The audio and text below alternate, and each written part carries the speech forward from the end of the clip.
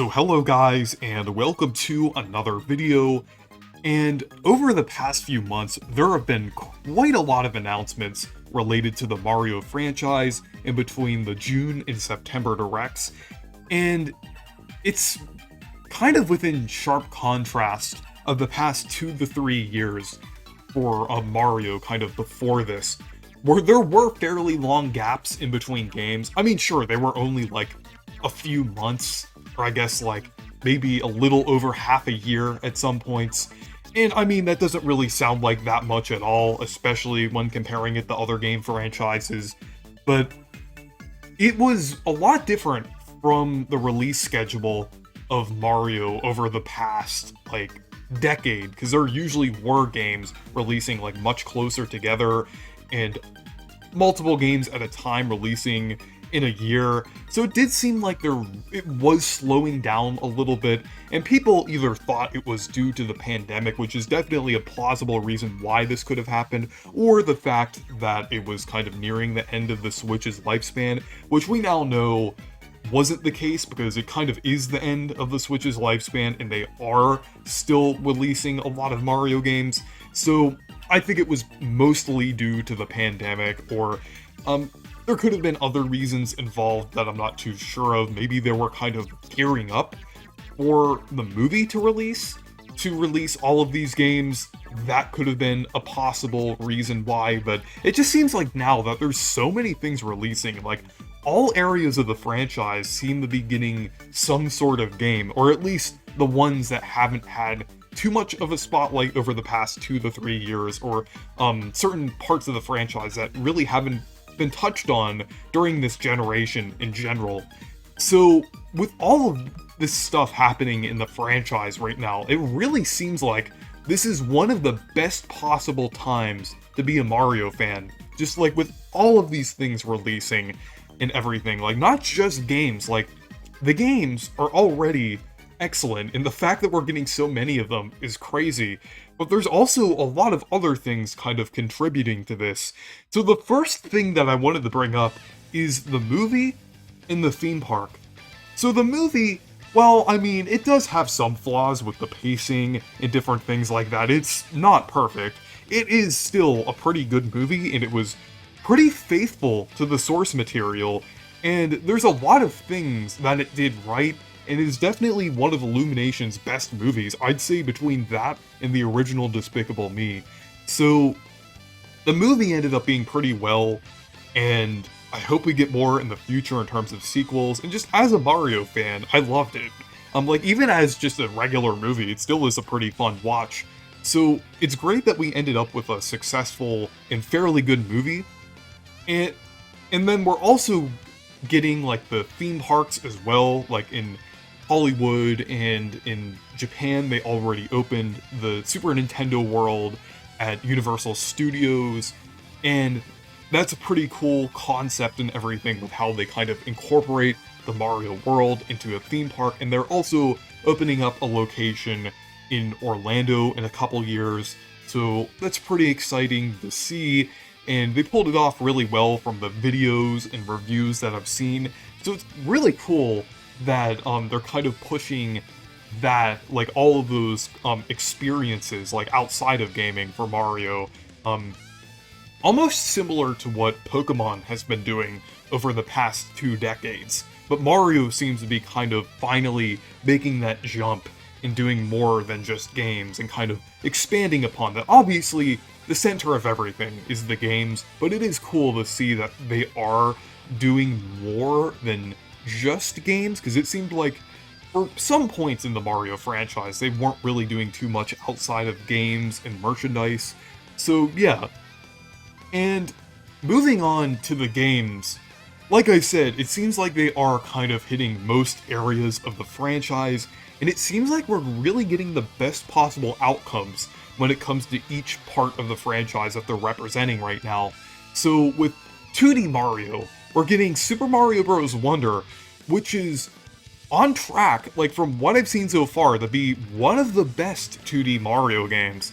it really outshines the new Super Mario Bros. Series in many ways when it comes to visuals, and level design, and creativity. Just across the board, it seems like it's doing most things really well, and it just seems very creative and distinct, and it's trying a lot of new ideas. It feels like an evolution of the formula, which is the first time this has happened since New Super Mario Bros. DS in 2006. So it's been quite a long time since we've gotten a 2D Mario to kind of push the limits in certain ways.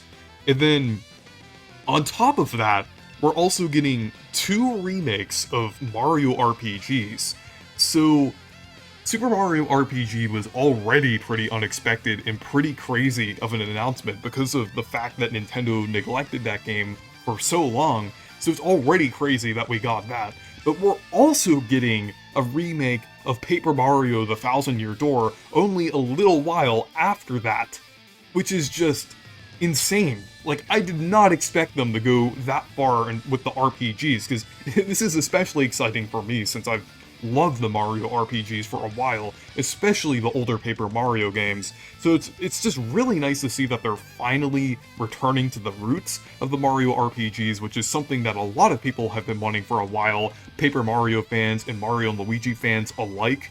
So it's just great seeing that, and like on top of like Super Mario RPG being pretty unlikely, Thousand Year Door seemed monumentally unlikely due to the fact that the Paper Mario series was really the only series left in the Mario franchise that still kind of abided by strict standards and strict rules and things like that. So it seems like now with Thousand Year Door that those restrictions in the Paper Mario series seemingly don't really exist anymore. And then on top of those 2 Mario RPGs that are getting remakes, we also have a third pillar for the Mario RPGs. Unfortunately not the Mario and Luigi series, though I feel like it could definitely return at this point, but that third pillar is the Mario plus Rabbids series, which has been doing really well over the past few years. Like, Kingdom Battle was really fun, and Sparks of Hope was excellent, and definitely stands like alongside the Mario and Luigi series and some of the older Paper Mario games as like some of the best and highest quality Mario RPGs. So I think Sparks of Hope is definitely kind of worthy of that Mario RPG title, and the DLC for that game has also been really fun as well. So it's great to know that the Mario RPGs have been like kind of making a really big comeback lately. So that's like definitely another reason why it's so great to be a Mario fan right now, because the Mario RPGs are definitely pretty memorable. So another thing which a lot of people will definitely kind of miss or like not really like take a glance on is the Mario vs. Donkey Kong remake. And I mean, yeah, it is a remake, and it is not as big as a title as some of these other ones, especially like 2D Mario or the Mario RPGs. But Mario vs. Donkey Kong, the original game, was great. And it basically expanded upon the Donkey Kong 94 formula. But ever since, like, the DS era, Mario vs. Donkey Kong really hasn't been the same, and it's mostly been like a Lemmings-style puzzle platformer. So with this remake, it's great to finally see a return to a formula that hasn't really been touched on for nearly 20 years. So this is great as well. Like, it's another kind of part of the franchise that really hasn't had a full return in quite a while. So we're finally getting that full comeback of the puzzle platformer Donkey Kong style game. So it's great that we kind of have that area covered as well. And then the brand new Peach game also looks great as well. It isn't necessarily a sequel to Super Princess Peach. I feel like it's even more unique and distinct from that, almost kind of basically like the Peach equivalent of Luigi's Mansion. So it's great to see that the franchise is branching off once again and is creating an entirely new spin-off series, since I feel like it's been quite a while since we've had the last spin-off series, or quite a while since we've had like a lot of new spin-off series. Like I think the last one was Mario plus Rabbids, which was 6 years ago. So the new Peach game kind of spinning off into its like own spin-off series is great. And it's doing a lot of cool things as well. I like the fact that the gameplay changes up, the fact that Peach has different costumes, the different themings between the areas, the fact that it's kind of themed around like a stage play. It's really cool, a really nice concept, and I really like that they're doing something creative out of that. And I am really looking forward to it. I think it's really cool that they're taking a character from the Mario franchise and kind of doing another spin-off with them, kind of like Captain Toad, Luigi with Luigi's Mansion, Wario with Wario Land and WarioWare. So it's cool to see that Peach is getting something else other than Super Princess Peach that's more kind of distinct and more like fitting within the character. And then another important thing that's kind of like missed again, kind of like the Mario versus Donkey Kong thing, is WarioWare Move It, which is basically a sequel to WarioWare Smooth Moves, and this releases very soon, like only a month from now, like a little bit after Mario Wonder and before Super Mario RPG. So WarioWare Smooth Moves has like generally been considered a fan favorite in the WarioWare series. Like it has like a very fun and distinct moveset, has a lot of really fun micro games, and like the way the characters are portrayed is really cool as well. So seeing that in like the modern WarioWare style is just really cool, and it's just always nice to have some more like micro games and things and some more WarioWare. I mean, I feel like we are overdue for a new Wario Land game, but I still really enjoy WarioWare, so it's nice that we are getting WarioWare Move It. The one nitpick that I do have with WarioWare Move It is that Wario sounds a little off, but we really haven't heard that much of him, so I feel like this could change once we kind of get another trailer or kind of see the final game. But Wario doesn't sound bad. I think we'll just have to get used to the new voice actor. So yeah, and I feel like they also improved the art style as well. The art style kind of looks like a mixture of the older WarioWare art style, is like kind of mixed with like the newer style that's kind of inspired by Rhythm Heaven a little bit. So it is cool that they kind of are improving the art style in the game. And then, other than that, there are a few more things that are a little less important, but are still worth noting regardless. Luigi's Mansion 2 Remaster, or Dark Moon, as the game was originally called in North America, that game is definitely underrated, and I would say it's just as good as the original Luigi's Mansion, so I think that is really nice that we're getting kind of a remaster of that. I hope they do fix it up, but it is cool that they kind of are hitting that Luigi's Mansion side of the franchise and everything, because I've always really liked Luigi's Mansion. I know I don't talk about it a ton on the channel, but I really enjoyed 3. I like the whole series in general, so I think it is really nice that we're getting a Dark Moon remaster, because it's actually the first game that I played in the series. So yeah. And another thing is the Mario Kart 8 Deluxe Booster Course Pass. I've talked about this quite a lot on the channel due to like the various waves releasing over the past year and a half, but it's been improving over time, and over the past like 3 to 4 waves now, it's been to a quality that's like just, well, not as good as the base game, but definitely just as good to kind of fit in with the base game. Because even though there are some flaws here and there, I still feel like there is a level of quality with these DLC courses to where they're still very enjoyable and just pretty fun in general. So I've been really enjoying the Booster Course Pass, and they're also adding even more characters now. Like, in this new wave we're getting fairly soon, we're getting Pauline, Funky Kong, Diddy Kong, Peachette, and then we've already gotten like 4 characters before in previous waves. So it's really nice that Mario Kart 8 Deluxe is kind of getting this boost of characters that it needed, as well as like the content from Tour being preserved. So it's just another great thing in the franchise that isn't necessarily a full game, but still very nice regardless for like fans and everything.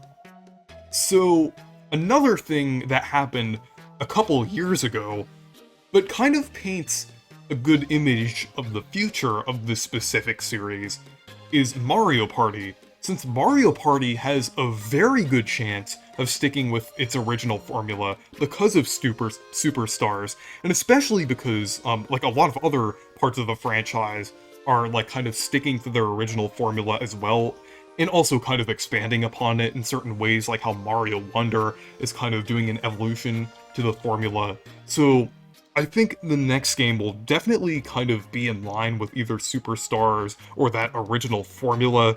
I don't really think they can stray away from that because Super Mario Party already was kind of bringing back the series to its original formula. So it's great that we know that Mario Party is in good hands again, and finally has a chance of continuing that older style and building off of that older style properly without throwing out the things that people loved about it and not adding like weird mechanics like the car or different things like that. But yeah. And finally, it seems like Nintendo is seemingly slowing down on the Mario sports games, and with a lot of the previous things that I've mentioned, with the fact that a lot of these series, like the Mario RPGs, 2D Mario, Mario vs. Donkey Kong, WarioWare are kind of returning to a lot of styles that people liked and are directly addressing criticisms that people had, and then also kind of throwing Mario Kart 8 Deluxe into that with addressing criticisms, and then even Mario Party to some degree with Superstars and like kind of improving the previous flaws that those series had and kind of bringing them back to their roots while also kind of evolving that formula. I feel like companies like Camelot or Next Level Games and Nintendo could finally be listening to this feedback with a lot of the criticism behind how they're releasing these Mario sports games. It could actually fix the content issues with the next game. Like, let's say the next Mario Tennis game on the next Nintendo console that inevitably will release in a couple years, or the next Mario Strikers game could be a huge upgrade from Battle League. It could take the core gameplay and things from Battle League, but add like the amount of content and stadiums that that Charged had, and kind of even expand upon that in general. Like, I think it would be great if they actually took some of the gameplay from the modern Mario sports games, which has been generally good, and kind of have more content in their next entries, and then also do more interesting things with them in general. Like, I hope they don't make them like live service games, and because they're not live service games, they're actual full releases. So I hope they consider that with the next console. So I do feel like that chance that Nintendo is listening is pretty good in general. So yeah, 2023 going into 2024 definitely seems like the best time to be a Mario fan. Definitely up there with like 2007, where they're releasing games like Super Mario Galaxy, Super Paper Mario, Mario Party 8, and then also like that's also going into the year when like Mario Kart Wii released in 2008. Around that time was also a very good time to be a Mario fan.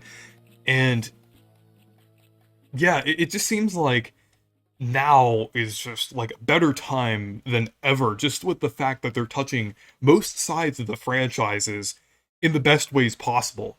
But yeah, anyways, thank you guys for watching this video. Make sure to leave a like and subscribe for more, and make sure to check out my Discord server if you want to. Goodbye.